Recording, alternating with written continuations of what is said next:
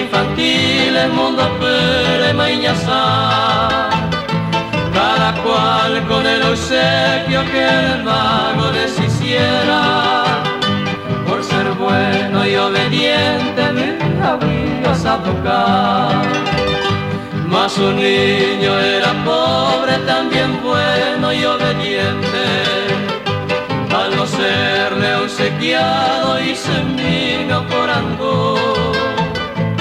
Porque mamá querida, los reyes del oriente no me hizo un regalito entero que bueno.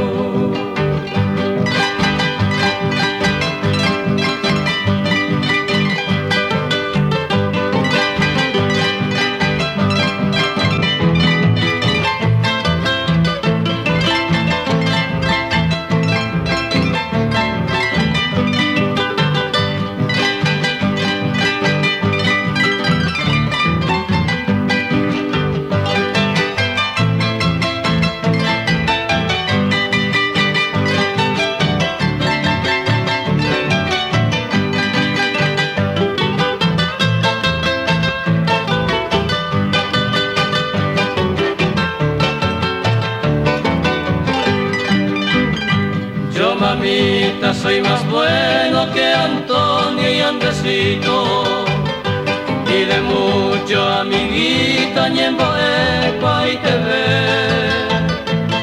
Qué malos son los reyes, no me trajo ni un autito.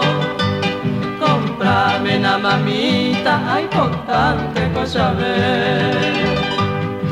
Así se queja el pobre sin cariño y sin halago, que su padre fue un tirano, ni dos veces me supe. Y esa terrible orfandad no tiene sus reyes magos, que le haga un regalito ese de enero ya ve.